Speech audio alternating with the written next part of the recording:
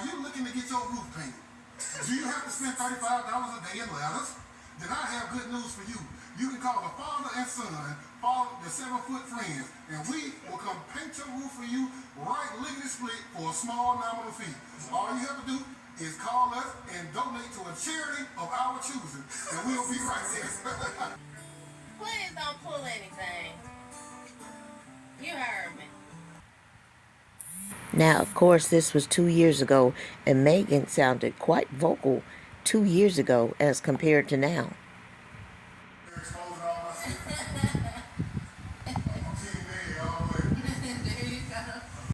Did you all hear that? A man said, I'm Team Megan all the way because he knows about Tim's shenanigans. Tim used to be in jail, in prison with this gentleman, but he needs to come and help Tim now. What has happened to him? I don't know if you all remember, but this video was titled, Everyone Needs a 7-Foot Friend. So, here we are. We're going to dig in a little deep. Thank you all for coming back to visit us. Grandma Gang here. We want you to take your shoes off, sit back, relax, have a snack and a drink, and come with us as we uncover something we feel's important. Everyone needs a 7-foot friend, calling in a favor from a friend, renovating. Once again, these people have been renovating for over 2-3 years. That's a long time to keep renovating and renovating, spending money and spending money, wasting money and wasting money. It's baffling to see how long and drawn out every process seems to be.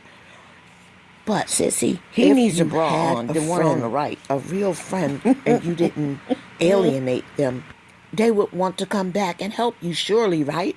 That's what we have friends like that. They don't neglect us and disappear. Nobody ever comes back. It's like everybody he's been around disappears into crazy work. This guy seemed really nice. It behooves me to wonder what in the entire world happened. Big mouth over there. When he said he was Team Megan, people, that was enough for Tim to say, oh no, I gotta cut this guy off. I gotta go and make sure she's in isolation. Because remember now, this was 2 years ago. I gotta make sure she's never the center of attention again. So I'm going to make sure that she doesn't come into contact with anyone, because all of a sudden, nobody's available to help. No one. So come with us on this journey as we unfold some and dive deep into some things that we noticed about the 7-foot friend. I believe his daughter and son were also there. Megan sounded happier. She sounded more in command of her status as compared to today. This is what Tim thinks of her. Watch this. That you are going to be mine. Oh my, like my dog or my horse or my falcon, only I will love you more. Did you hear what he just said? That's disgusting. A story time, listen. IAG Farms gave CJ his first pair of boots that he ever had in his life. Tim beat me to it. Ain't that something? Let me tell you about Casanova. when we first met, Casanova just walked up to me. Now mind me, at the time we were in prison. That's when we met. We both converted our lives to Jesus in prison. And Casanova, I was in there cutting my hair, and Casanova just walked up behind me in the mirror. I'm sitting there cutting my hair. And he was like, hey, can you cut my hair? He looked at me and said, no. And turned back around. Like I just disregarded him, turned back around like I ain't even here. Casanova, I was in there cutting my hair, and Casanova just walked up behind me in the mirror. I'm sitting there cutting my hair. And he was like, hey, can you cut my hair? He looked at me and said, no. And turned back around. Okay, you said all of that to say that that's what happened then, and now this is what's going on. You still have the nerve to come behind all of that camaraderie and say this. He get tough with me. Yeah. I think that's what made me like him. Yeah. Alright, y'all, I'm gonna get to work. Watch how his demeanor changes. Watch his. I will circle it. Look. And so, What does the grimace look for? y'all. So we'll pick y'all up when the work starts. I don't know at what part of the day the turning point began, but I feel like it began almost immediately when he arrived there, because the man is so polite and so friendly and helpful, and he's doing this as a favor for Tim. Tim's the one who called him in, but Tim can't stand to be anybody over him. He has to be the center. Now look down there, he go, You know, still eating. oh, they still eating. So man, you might owe a hand, bro. He's yours. Yeah, that little slick thing. I like it. All right, y'all. So I can't even call them visitors. Our family is here. You know, part of the IAG family is here. Casanova, CJ, Chloe. The post smart. She mouths her name. She don't bad with names. Casanova, when we first got this property, he came and helped us work on that fence line. Was the fence line clear? Yeah. They were the first ones that ever like came down to the property and helped us work. Right. Him and CJ. Did you? Notice how Tim and them are saying that they're family. They call them family, but yet and still you got skirting that needs to be put on the house, and you can't find family, friend, or foe. No family, and this guy certainly could help. He's not available. Why is that, Tim? Fine young man like him, just be very personable, very honorable, wants to do the job, is tall enough, got enough muscles, got enough breast, he got enough everything to help you get that skirting done. But yet and still, he seems very intelligent, like he can follow instructions, directions, and he can also add to the project, and that skirting would have been done by now. But you have nothing out there but crickets. And a month ago, you said that you were going to do this skirting, and a month has passed, and all you've done is the Lego part of it. You put the little Legos together, and everybody's waiting for the rest of it to happen. You got jealous. You got jealous in your man self when that man said he was Team Megan. And he said, everybody, I want you to feel bad for Megan. That's what happened. And it seeks deep inside of your psychotic, your pathological narcissistic self, and it buried itself deep. He was heated, and you alienated. It buried itself deep inside your sick soul. Come on now, sis. So you much into that his now get it in. He can't even come to the compound. He can't even come to Nobody IAG comes. Farms. Everybody's He and many others. exiled. But this was a great display of someone who actually cared about Megan and knows you, because they were locked up with you, so they know all of your idiosyncrasies and all the things that make you the SE person that you are. And you alienated him because he cared about Megan. You alienated everyone who cares about Megan. And this was a stranger, but he saw the goodness in her. And in case you've forgotten him, Tim, I'm here to remind you. I'm here to remind you by putting this video together so you can see. There was no need for you to act like that. And I'm sure you said some sassy stuff to him, because you nothing but sassy. You're not masculine. You're sassy. And you can't take anything as a man. Everything you take is in a sassified way. You alienate all the people. Nobody can come there. Everyone is in isolation. It's a dictatorship. When Megan makes those grocery runs, don't you think other men are looking at her?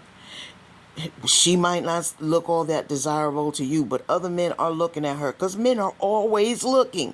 That's what they're born to do.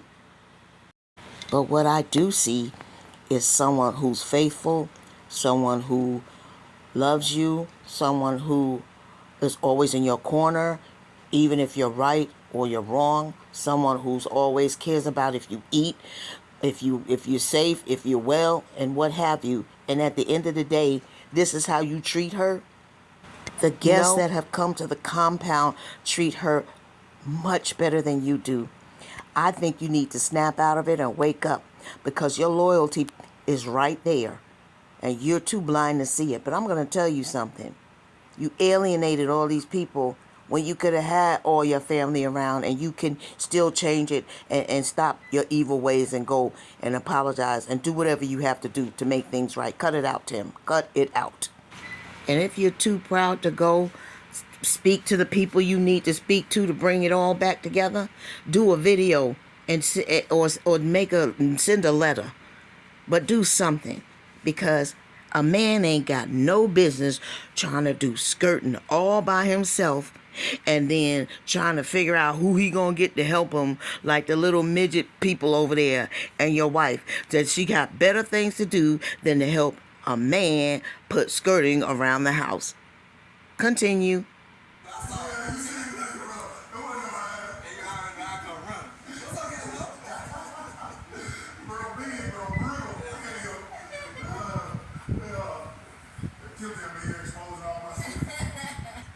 Right here, he was talking about how Tim and him, going reminiscing over a lot of stuff.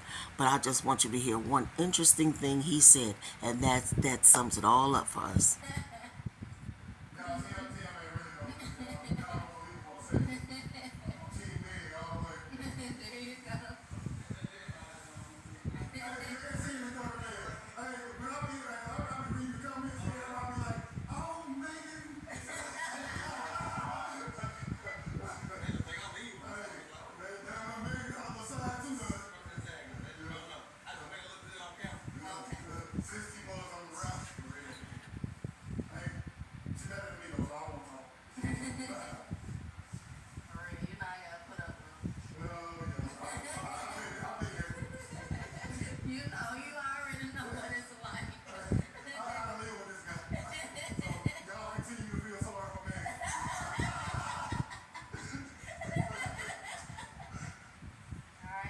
Look at your beautiful family.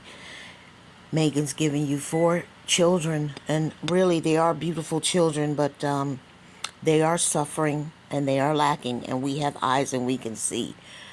But what I'm really trying to focus on, I'm trying to focus on you, Tim, what's eating you up inside. Because see, what's eating you up inside is what's eating her up inside, and it's what's eating up the kids inside. Now, do you want to go out like that? Do you really want to go out like that? You have got to know in your head that you want it better for your kids. I don't know about your wife. I don't know about that part. But I feel like you as a man would have thought to yourself, I want the best for my kids. My boys, like you said, I'm raising men. But men don't have to be cold-hearted snakes. Men don't have to beat down women and make women feel lowly and stuff and make men be the most important thing. That's not a man. A man wants what's best for his whole family. A man doesn't isolate his family as a dictator and have them not exposing themselves to the outside world at some point in time. A man doesn't let his kids not go to summer camp or something outside of the farm so they can come back and have some new farm skills. A man doesn't withhold money from his children, and he say he's supposed to give them a salary for the work that they do on the farm every day. So miss me with all that nonsense. You need to come and get correct. Get correct. You say you No, he talk are about Jesus all the you time. Got Jesus That's what he does. inside of you, okay? You need to make it correct, because that inside of you, that's not Jesus. Come on. That is not Jesus, Tim. Jesus would want better for all his disciples. He would never leave them isolated in a compound somewhere. Huh? I don't care if you look at me like that, but this is what I think. You need help to finish that skirting. Don't you mess up underneath that house because you trying to figure out, well, do I want to do this? Do I want to do that? You're too indecisive, and I think that's part of the reason why you haven't finished it. And so you're taking your time as far as that goes. And some of it is laziness too. And the laid backness of it all. But you need help. So what you gonna do? You better talk to Jesus about it. I said talk to Jesus about it. Stop talking to that camera, because that camera is not Jesus. But anyway, I want to share this snippet with you. Ask the boys this. Y'all want to work in a steel mill like me for the rest of your days? No, sir. Yeah, because I sure as hell don't. Y'all willing to fight for it? Yes, sir. I need to hear you a little louder. Y'all willing to fight for it? Yes, sir. Ready when that... Again, Y'all want to repeat. work in a steel mill like me for the rest of your days? No, sir. Yeah, because I sure as hell don't. Y'all willing to fight for it? Yes, sir. I need to hear you a little louder. Y'all willing to fight for it? Yes, sir. Ready whenever. In conclusion, Tim, this message is definitely for you. If you want those boys to be the best and the first generation for that farm, they got to be exposed. They got to have everything on lock to be the best, the best, the best. They math got to be on par, reading, writing, everything got to be on par to make it to the top. Don't you never forget that. Those boys and your family is counting on it. You're exposing all my secrets. I'm Team Manny all the way. There you go. Gonna be just going through those boxes and looking at our cabinets. Man ain't got no business spending no money. Where are these two people? They need to come back. You could have. They need to He come actually back could have, to but IAG Farms. it would have taken a lot more effort, time, energy, and I don't know. The goal is to be fully moved in. Could we have survived that? though? Exactly. Right. Is it worth the price to have your sanity at the end of the Yeah, the day? goal is to be fully moved in by fall. Yes, So, yes. we're partly moved in now, but contracting out some stuff like skirting and cabinets and all Yeah, those good things worth it. makes it to where that goal is gonna be accomplished. Like, Listen. so by the time it's time to fire that first fire in the wood stove, Oh, you'll be complete. why'd you beat me to? I was gonna say, listen, you can put up your wood stove and build your hearth and Build a porch. get all your we might contract that out too. We can't tell you how much we appreciate you being here today, but we do. We love you. We think you're great, fantastic, and wonderful for even sticking around this long to listen to this conversation on and about IAG Farms. Get it together. Have a wonderful weekend, everyone. Stay blessed. Bye for now.